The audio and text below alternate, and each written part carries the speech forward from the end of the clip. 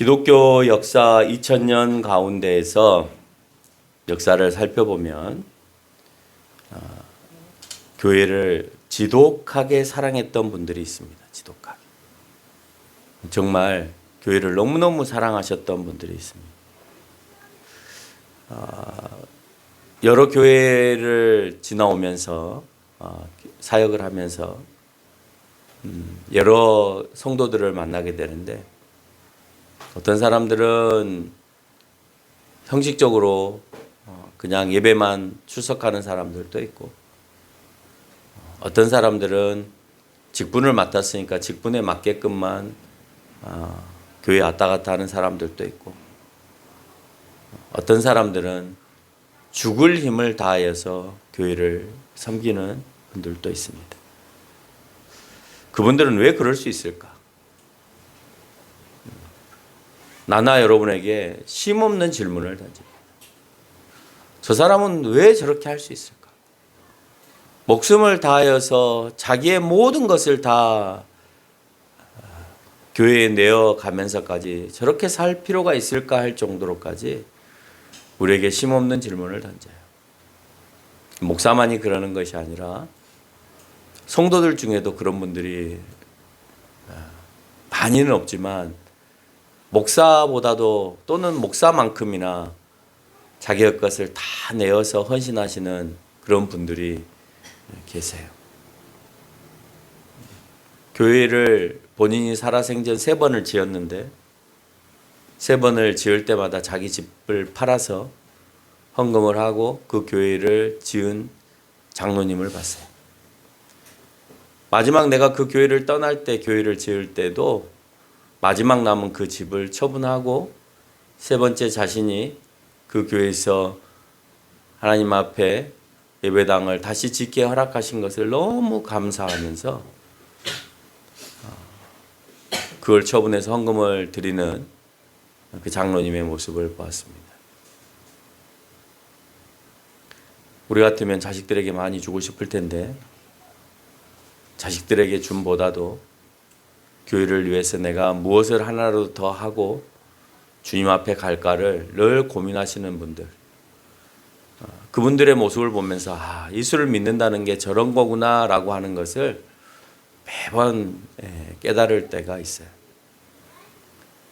교회는 예수님이 오셔서 제자를 삼으셨습니다. 예수님이 오셔서 제자를 삼으니까 예수님을 중심으로 해서 공동체가 형성이 됐죠. 그 공동체가 교회의 시작이 되었습니다. 그 뒤에 예수님은 십자가에 못 박히시고 난 이후에 다시 3일 만에 사시고 부활과 승천을 하시죠. 부활과 승천하시고 난 다음에는 이제 예수님의 제자들만 남아 있어요. 그 예수님의 제자들만 남아 있는 그 교회에 오늘 성령의 세례를 받는 이들에게 그 교회를 위임하시고 그 교회를 그 사람들을 통해서 이끌어 가기를 원하고 계시는 거예요. 교회는 아무나 이끄는 것이 아니라 성령의 세례와 성령의 강림이 있는 그 교회 가운데 그 교회를 통하여서 이끌어 가신다. 다시 말해서 그런 사람들이 교회에 없으면 그 교회는 하나님을 통하여 이끌어갈 이유가 전혀 없으신 거고 가짜 교회다 라고 말할 수 있는 겁니다. 교회는 먼저 회개가 있어야 합니다. 왜? 예수님이 또 세례 요한이 우리 교회 가운데 너희가 성령의 세례를 받으라 라고 하기 전에 천국이 가까웠으니 회개하라 라고 하는 명령이 먼저 떨어졌기 때문에 그래요. 교회는 회개를 통해서 성령의 세례를 받습니다. 그래서 우리가 세례를 받기 전에 충분히 회개를 하게 합니다. 그리고 예수 그리스도가 나의 구원자임을 고백하게 합니다. 그런데 세례를 받고 나서 어느 순간에 잊어버립니다. 구원자를 모시고 내 가운데 성령이 충만한 사람들은 절대 예배를 그렇게 드릴 수가 없습니다. 일상적인 삶을 그렇게 보낼 수가 없습니다. 뭐든지 나에게 주신 것에 감사하여 최선을 다해서 살아갑니다.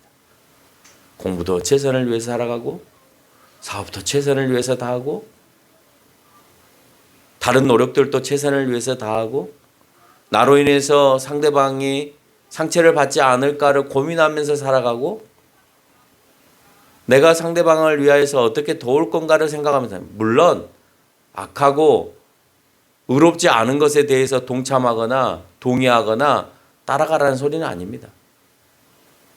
그것까지도 이해하고 포용하고 받아들이라는 아니지만 중요한 것은 그렇지 않은 상황에서는 내가 저 사람에게 어떻게 도움을 주고 또 어떤 상처를 주지 아니하고 어떤 피해를 주지 아니하고 그렇게 갈까를 우리는 쉼없이 노력해야 된다는 겁니다. 그리고 그렇게 당연히 되어진다는 겁니다. 성령의 임하심을 통해서 예수님이 구세주이심을 나타내심과 각 사람들에게 주신 능력과 변화가 얼마나 큰 힘을 가지고 초대교회를 움직였는가 하는 것을 드러내는 것이 오늘 사도행전이라고 하는 책입니다. 마태나 마가나 누가나 요한, 사도행전으로 오기까지 그 사복음서는 우리 앞에 계속해서 지나옵니다. 사복음서는 예수님을 중심으로 해서 일어난 사건과 메시지를 드러난 성경이라고 얘기를 했습니다. 사도행전은 예수님께서 부활하신 이후에 40일 동안 부활체로 활동할 때와 승천 이후에 교회에 어떤 일이 일어나고 어떻게 확장되어 가는지를 보여주는 복음서와 교회의 서신서를 총체적으로 이해하기 위한 역사가 담겨 있는 책입니다. 이런 역사적 사건 가운데 일어난 그 가운데서 역사하시는 하나님은 다름 아닌 성령 하나님이셨습니다. 사도행전에서 첫 번째 성령이 등장하는 내용이 있습니다. 오늘 첫 번째로 성령이 등장하는 내용은 사도행전 1장 2절에 등장합니다. 거기에서 뭐라고 얘기하냐? 성령이 명하셔서 승천하는 날까지 기록하게 하는 것을 얘기하고 계세요. 그가 택하신 사도들에게 성령으로 명하시고 승천할 날까지 예수님이 태어나시면서부터 시작하여서 승천하신 그날까지를 기록하였다라고 표현하고 있습니다. 이런 성령의 등장은 신약에만 등장하는 것이 아니라 구약에도 등장하셔서 성경을 쓴 저자들에게 필요시마다 성령을 통하여 말씀하시고 기록하게 하셨다는 겁니다. 오늘 성령은 성경을 쓰게 하시는데 역사하십니다. 성경을 쓰는 것은 사람이 썼지만 사람의 마음대로 쓰게 하는 것이 아니라 성령의 감동을 통하여서 그대로 쓰게 하는 거예요. 불러주는 대로 쓰게 하는 게 아니라 그 사람의 능력을 하나님께서 사용하셔서 보여주시고 네 보여준 것을 네 재능과 네 글솜씨로 나타내봐라 라고 하시면서 쓰게 하신 거다라고 하는 거예요. 오늘 성령은 성경을 쓰게 하는데 일차적인 목적이 있어요. 왜냐? 사람은 변질되어져 가기 때문에 사람을 통하여서 일하시는 것은 언제 멈출지 몰라요. 그러니 변함없이 놔둬야 되는 것이 있는데 변함없이 계속해서 두어야 되는 것을 성경으로 보고 있는 겁니다. 오늘 본문은 두 번째 성령이 등장하는 5절을 얘기합니다. 여기서 성령의 세례를 베푸신다라고 표현하고 있습니다. 성령의 세례에 대한 언급은 오늘 여기에서만 처음 언급한 것이 아니라 마태복음 31장과 3장 11절과 마가복음 1장 8절과 누가복음 3장 16절을 통하여서 설명하는데 거기에서 세례 요한이 성령의 세례를 베풀고 라고 하는 것을 계속해서 설명하고 있다는 거예요. 성령의 세례를 베풀고 성령의 세례를 베풀고 성령의 세례를 베풀고 여기서 성령의 세례를 받기 위해서 먼저 필수적으로 해야 되는 게 뭐 있냐? 나는 너희로 회개하게 하기 위하여. 회개하게 하기 위하여. 회개를 통하여서 성령의 세례가 임하게 되어진다는 거예요. 회개 없는 곳에는 성령이 절대 여러분 가운데 임하지 않아요. 왜? 성령은 정결하고 거룩한 곳에 임하시는데 여러분의 잘잘못이 여러분 가운데 거주하고 있으면 그러면 성령은 여러분 가운데 임할 수가 없는 거예요. 그래서 회개를 통하여서 내 죄를 걷어내야 성령이 내 안의 성전에 임하실 수 있는 거예요. 그래서 내가 너희에게 들어갈 테니 너희 제발 잘못된 죄를, 잘못된 생각을, 잘못된 모습과 습관을 제발 회개를 통하여서 좀 버려주라.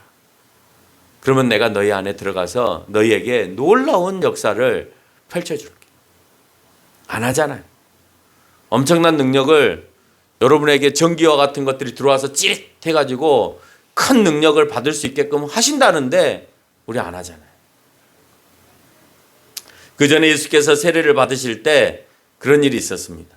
성령이 비둘기같이 임하십니다.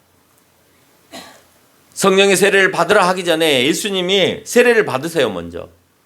근데 그 가운데 성령이 비둘기같이 임하였다라고 되어 있습니다. 이것이 성령의 세례인가? 우리는 질문을 던져볼 수가 있죠. 예수님이 받으신 것은 성령의 세례일까요?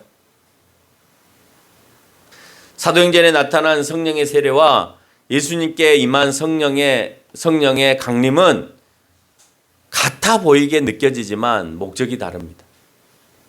왜냐?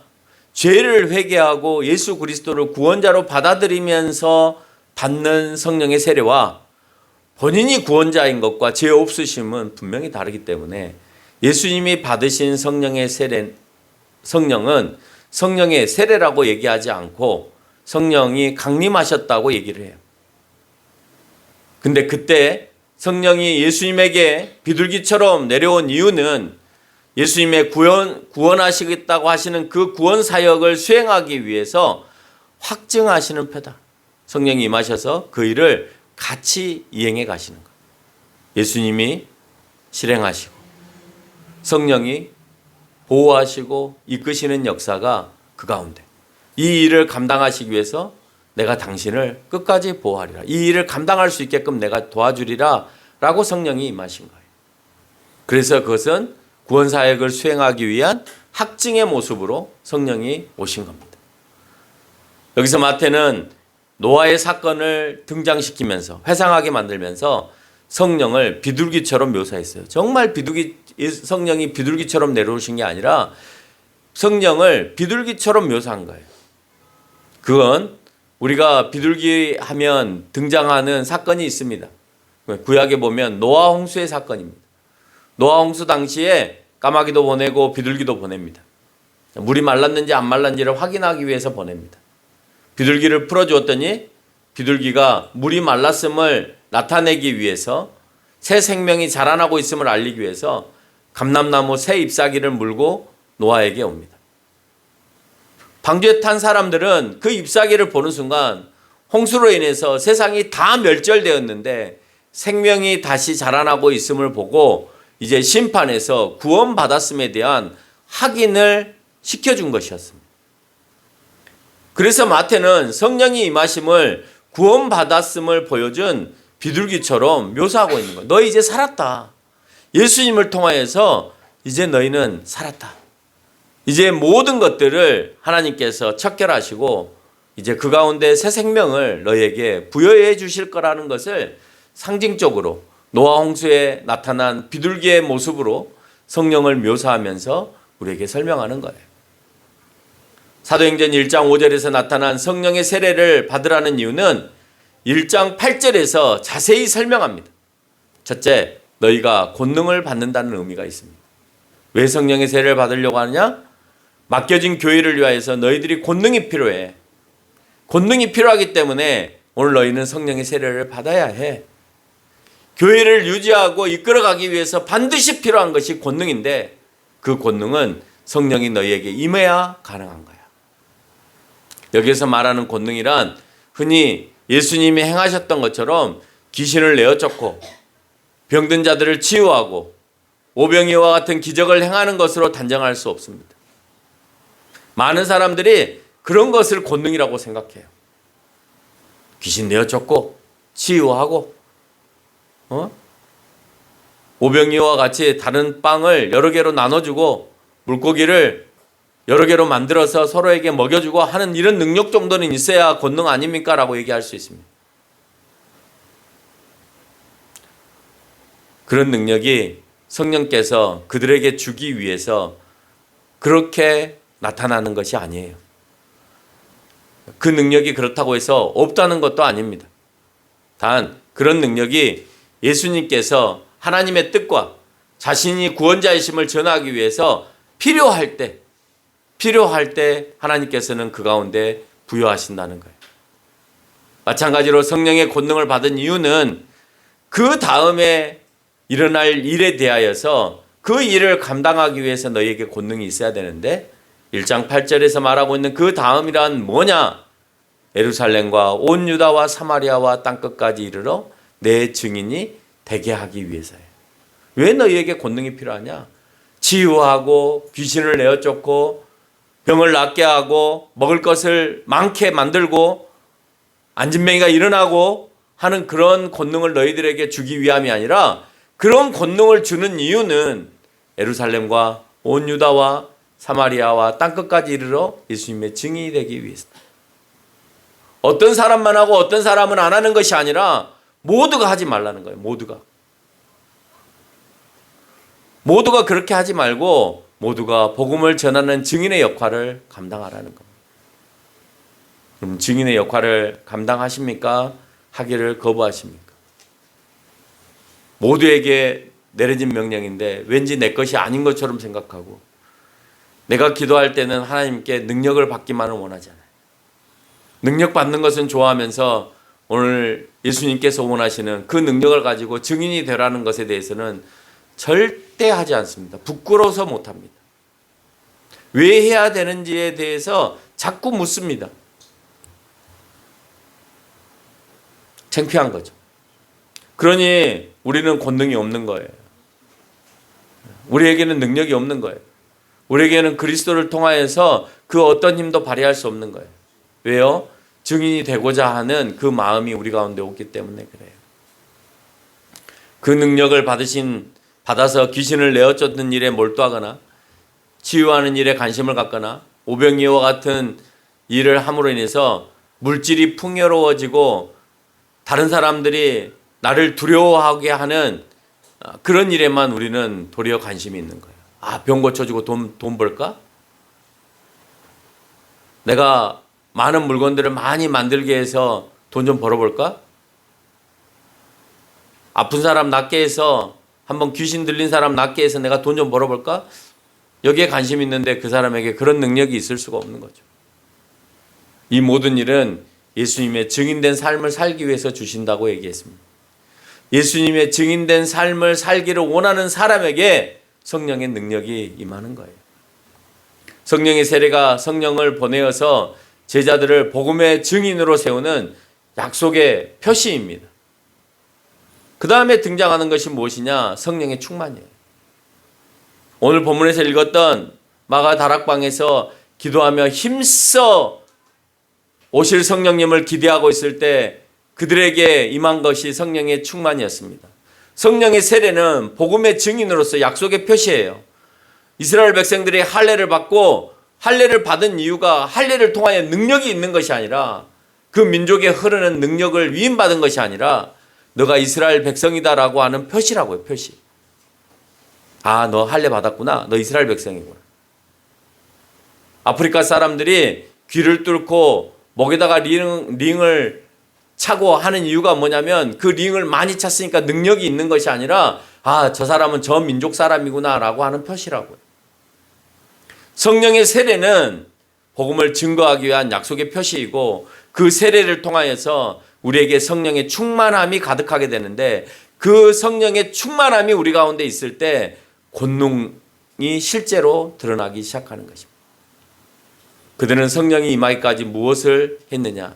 1장 13절로 14절에 보니까 마음을 같이하여 오로지 기도에 힘썼다 그랬습니다. 14절을 보니 마음을 같이하여 성령이 나에게 임하시기까지 마음을 같이하여 그 기간이요 예수님이 승천하시고 난 다음에 10일간 동안이었어요. 10일간. 오순절은 10일이 5번 지났다고 해서 오순절이에요. 오늘 오순절에 마가 다락방에서 임하신 것은 예수님이 부활하시고 난 다음에 40일 동안 제자들에게 부활로 나타나시고 승천하시고 난 다음에 오순절까지니까 10일 동안이죠.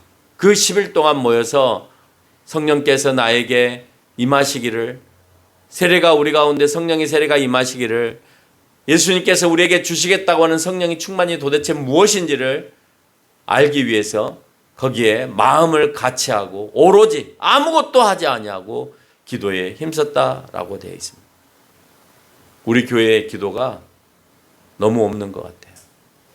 합심하여서 기도하자고 해도 합심을 해서 기도 안 하고, 예배 시간 전에 나와서 충분히 기도하고 예배에 참여해야 되는데 그런 사람들도 부족하고, 따로 교회에 나와서 기도하는 이들도 어느 교회를 가든지 있는데 한 번도 평생에 교회에 나와서 기도해 본 사람이 거의 없어요. 너무 가슴이 아파요. 무엇을 하는데, 무엇을 결정하는데 몸부림치면서 기도하는 이들이 분명히 있어야 되거든요. 내가 학교를 바꾸거나 직장을 바꾸거나 사업을 시작하거나 무엇을 하든지 간에 그 일을 내려놓고 하나님 앞에 기도해야 되는 시간이 있어요. 내가 고민해서 사람을 판단하고 여기가 좋을까 저기가 좋을까 어디가 봉급을 더 줄까 이렇게 판단해서 가는 것이 아니라 기도해서 내 마음을 하나님께서 이끄셔서 정말 하나님이 내 마음을 편하게 하는 곳으로, 그것이 봉급이 적더라도 또는 그것이 내가 안 가고 싶은 곳이라도 내 마음을 편하게 하는 곳으로 그렇게 갈 수 있는 사람들이 되어야 되는데 우리는 그런 기도를 하지 않아요. 너무 가슴 아픈 거죠. 목사가 너무너무 잘못 가르치는 거죠. 근데 중요한 건 뭐냐면 가르치면 가르침을 받으려고 하지 않아요. 괴로워해요. 안 받고 가려고 해요. 더 많은 것들로 우리는 교육받아야 되고 공부해야 돼요. 이번 주에 저희 교회에 비전 미션 선교단체가 와서 예배를 드렸습니다. 말씀드렸죠? 배고파 하길래 우리 교회가 밥을 샀습니다. 얼마나 배고프겠어요. 직장도 없는데. 근데 모여서 예배 드리는 것을 너무너무 사모해요. 예배당만 있으면, 목사님 저희가 이런 예배당만 있으면 늘 찬양하고 기도하면서 밥 못 먹어도 좋으니까 그렇게 하고 싶습니다. 그게 왠지 내가 가정에서 예배 드렸던 모습, 그 마음하고 똑같은 거죠. 마음껏 찬양하고 싶은데 아파트여서 할 수도 없어. 그래서 내어주셨어. 그래서 우리는 마음껏 찬양하냐를 묻는 거고, 우리가 교회에 없어서 기도하러 갈 수 없습니다 하고 저한테 얘기하시는 분들이 있었거든요. 근데 교회를 만들어 놓고 문을 열어놨는데 기도하러 안 오세요. 목사님 제가 언제든지 찾아갈 수 있게끔 예배당이 있었으면 좋겠습니다라는 친구들이 있었는데 열어놨는데 아예 교회도 안 나와요. 다 거짓말인 거죠. 그 예배가 5시에 있었습니다. 근데 그 친구들이 12시 반에 왔어요. 다른 아이들을 전도해서 예배에 참석하는 시간이 5시고 그것을 준비시키는 사람들이 12시 반에 와서 준비를 했습니다. 먼저 밥을 다 먹였습니다. 2시부터 식사를 하고 2시부터 준비를 하는데 3시 반까지 저 방에 들어가서 1시간 반 동안 기도하고 찬양해요. 왜요? 5시에 올 그 아이들이 함께 예배할 수 있게끔 마음을 열고 함께 기도하는 거예요. 하나님 도와주세요. 오늘 새로운 이들이 오는데 그 아이들의 마음이 열릴 수 있도록 하나님 도와주세요. 우리는 할 수 없습니다. 하고 계속해서 찬양하고 기도하고를 1시간 반 동안 땀을 흘려가면서까지 합니다. 5시 예배가 될 때 30분간 찬양을 했습니다. 그 사람들은 찬양 연습을 안 해도 될 정도로 정말 찬양을 잘했어요. 그리고 얘기를 들어보니까 그날도 여러 지역의 대학생 선교 단체에서 예배를 인도하고 여기에 이 노원지구에 있는 성서대 중심으로 하고 있는 이 지역이 오늘 마지막 예배였어요. 그러니까 다른 데서 다 찬양을 하고 온 거예요. 연습할 필요가 없잖아요. 그렇죠? 근데 그 사람들이 1시간 반 동안 연습을 하고 30분을 찬양 인도를 해요. 30분 찬양 인도를 하기 위해서 정말 가수급 찬양을 하는데도 불구하고 CCM 찬양을 하는 가수급 찬양을 하는데도 불구하고 1시간 반을 더 연습을 해서 30분을 찬양해요. 과거에 그런 모습을 많이 봤는데 그 모습을 보면서 다시 한번 내 마음을 가다듬게 되는 거예요. 아, 과거에 내가 저랬었지. 10분을 인도하기 위해서 정말 수시간을 노력해서 준비해서 갔지. 여러분에게 전하는 30분간의 메시지를 위해서 목사는 30시간, 50시간을 투자해서 그 30분의 설교를 만들어내요. 5시부터 시작됐던 찬양과 예배는 저녁도 먹지 않고 8시까지 예배를 드립니다. 찬양하고 말씀 증거하고 찬양하고 간증하고 찬양하고 강의하고 그 가운데서 2시부터 다른 사람이 5시부터 8시까지 예배 드릴 것을 위해서 다 꾸며놓고 준비해놓고 먹을 거 만들어놓고 좌석 배치해놓고 불편함이 없는지 확인하고 정말 그 사람들을 최대한 돌보기 위한 노력들을 하는 모습을 봤어요. 너무너무 멋있는 거예요. 우리는 복음 증거와 예배를 위해서 무엇을 하고 있는가를 묻게 하는 모습들이었습니다. 그들이 뭘 바라기 위해서 그 일을 했나요? 근데 그 가운데 능력이 넘쳐나는 거예요. 목사의 마음도 움직일 수 있을 만큼의 능력이 그들에게 있는 거예요. 그들이 세계 지도를 여기다가 붙여놓고 목사님 저는 저기에 선교하러 갈 거예요. 목사님 저는 저기에 선교하러 갈 거예요. 하는데 그 말이 능력이 있는 거예요. 능력이. 아, 허세가 아니구나. 허세가 있는 놈들 같으면 그 가운데는 가정을 갖고 있는 사람들도 있는데 가정을 갖고 있는 사람이 일도 안 하고 예배 드리고 있는 거예요. 누가 보면 한심하게 보이죠. 근데 내 눈에는 전혀 한심하게 보이지 않았어요. 그 자리에 참여하는 것 마저 힘들어하고 예배 시간에 집중하지 못하고 예배를 잘 드리지 못한 사람들, 그런 사람들도 있었어요. 그 사람들을 돕기 위해 있는 사람들이 있는 거예요. 여러분은 1년, 2년 교회 다닌 게 아니잖아요. 10년, 20년, 30년 모태신앙부터 다녀왔잖아요. 누군가가 이 교회에 와서 새롭게 이 자리에 앉아있으면 그 사람이 세워지기 위해서 혼신의 힘을 다하여서 그 사람을 배려하고 돕고 교육하고 그 일을 우리가 해야 되는 거예요. 그래서 그 사람이 예수 그리스도 안에 꽁꽁 묶여 있을 정도로 해야 되는 거예요. 이미 주님은 우리에게 약속하셨습니다.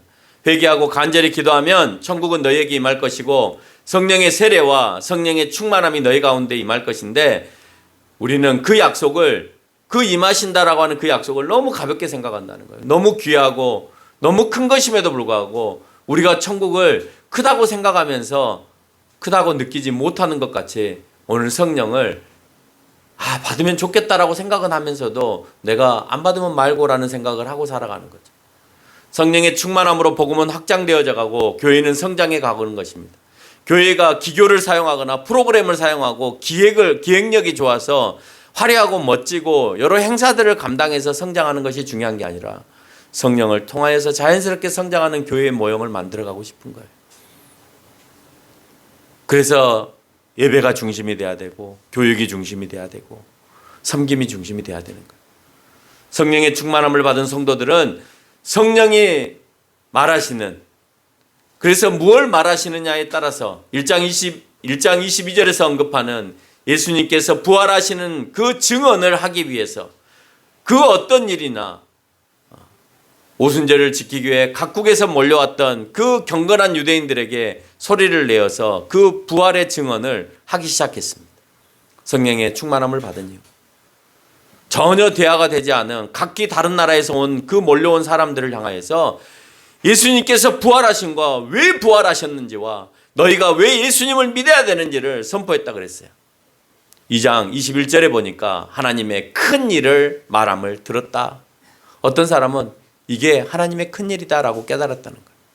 그러나 경건하지 않은 자들은 2장 13절에서 뭐라고 했냐? 똑같이 들리고 똑같이 그것을 전달했는데도 불구하고 그들은 조롱하며 새 술에 취하였다라고 비아냥거렸다는 거예요. 여러분, 이날에 각기 다른 나라에서 온 사람들이 어떻게 오늘 헬라어로 말하는 그들의 복음의 증거를 알아들었겠어요? 또는 아람어로 말하는 그들의 말을 어떻게 알아들었겠어요? 이날에 바벨탑의 저주가 풀린 겁니다. 흩어지지 않고 거기에 머물러 있던 바벨탑의 사람들, 그 사람들은 하나님께서 하나님의 영광과 하나님의 계심을 나타내기 위해서 모여 있으면 안 되게끔 흩어버리신 거예요. 그래서 전 세계 모든 인류 가운데 하나님을 드러내기 위해서 하나님께서 바벨탑의 저주를 허락하셨고 각기 언어대로 사람들이 모여서 살게끔 하신 겁니다. 반대로 오늘 이 사건은 바벨탑의 저주가 풀리면서 각기 다른 언어를 가지고 있는 사람들이 예루살렘에 모여왔는데 그 사람들에게 한 소리로 들리게 하시는 하나님의 놀라운 능력이 있는 거예요. 하나님의 놀라운 능력이, 성령의 놀라운 능력이 무엇 가운데 임하였냐? 복음을 증거하는 가운데 임하였습니다. 여러분, 제자들이 복음을 전하기 전에 이 사람들이 온궁 각처에서 각 지역에서 예루살렘으로 몰려왔던 이 사람들이 흩어져서 뭘 했겠어요? 큰 일이 일어났다, 하나님의 큰 일이 일어났다고 생각했을 때 거기에 복음을 전하는 일을 했다라고 하는 거죠. 마가의 다락방에 모여있던 사람들보다도 더 먼저 각기 자기 나라로 돌아가서 이 사실을 증거하는 놀라운 일이 벌어진 거예요. 성령은 그렇게 하는 거예요. 복음의 증거를 위해서 말귀를 못 알아먹은 사람에게 말귀를 알아듣게 하고, 내가 아람어로 얘기를 해도 헬라어로 알아듣고 라틴어로 알아듣는 놀라운 역사가 일어나는 거예요. 성령은, 능력은 이런 복음 증거를 위해서 사용되어지는 것이지 내가 돈 벌기 위해서, 다른 사람에게 능력을 보이기 위해서 하는 것이 아니라는 겁니다. 2장 38절에서 베드로는 회개하고 세례를 받고 성령을 선물로 받으라고 외칩니다. 이 선물은 부르신 자들에게 하신 것이라고 얘기하고 있고, 부르심을 입은 자들은 회개의 기도와 세례와 성령을 받아서 구원의 확신을 갖게 되어지고, 42절 가르침을 받으려고 하고 서로 교제하려고 하고 떡을 서로 떼고 기도하기에 힘쓴다고 되어 있습니다. 성령의 세례를 받은 사람의 모습이에요. 목사님, 좀 더 많이 가르쳐 주세요. 갈급해야 해요. 막 서로 만나서 교제하고 싶고 신앙적인 얘기하고 싶어 해야 해요. 서로 무엇을 나눠주기 위해서 막 관심을 가져야 돼요. 오늘 이걸 저 애들한테 먹일까? 이거를 저 사람들에게 나눠줄까? 이런 관심이 있어야 돼요. 그리고 이 교회가 건강해지도록 늘 기도에 힘썼다라고 얘기했습니다. 그날에 41절, 그날에 복음을 듣고 세례를 받은 자가 3,000명이나 되었다라고 되어 있습니다. 이것이 이적이고 기적인 거예요. 지금도 일어나지 않아요, 이런 일들. 이 모든 능력을 그리스도를 드러내고 증거하기 위해서 일어난 사건이라는 사실을 우리는 기억해야 돼요. 모든 물건을 서로 통용하고 재산과 소유를 팔아서 각 사람들의 필요에 따라서 나눠주는 일들이 너무 기쁨 가운데 일어나요. 세상 사람들도 자기가 열심히 돈 벌어서 어려운 사람들, 아픈 사람들, 힘든 사람들에게 기부하는 그 기쁨으로 살아가는 사람들도 많이 있어요. 하물며 그리스도인들이 그 일을 못한다는 것은 웃긴 거잖아요. 날마다 마음을 같이하고 성전 모이기에 힘쓰고 하나님을 찬미하고 백성에게 칭송을 받으니 그 수가 더하더라. 이게 예수님이 우리에게 교회를 맡겨놓고 가신 이유다라고 하는 겁니다. 결론을 맺겠습니다. 사도행전에서 역사하시는 그 역사가 성령의 세례 가운데 왜 중요하느냐라는 거예요. 우리에게 맡겨진 교회, 우리 스스로 확장하는 것이 아니라 성령을 통해서, 성령의 역사하심을 통해서 확장되어지고 복음이 퍼져나간다라고 하는 거예요. 그러기 위해서 우리의 부족과 잘못에 대해서 회개하고 그리스도를 나의 구주로 고백하고 그리스도의 공동체의 일원임을 표시하는 세례를 받고 그 가운데 성령의 세례가 임하여서 그 임함으로 충만함이 내 가운데 가득하여 복음을 증거하는 일에 그걸 사용해야 하는 겁니다.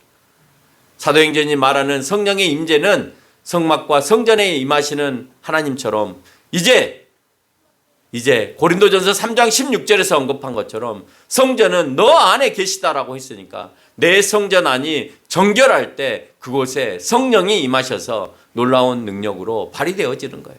그러기 위해서 3장 17절에서 언급한 것처럼 그 성전을 죄로 더럽히지 말라.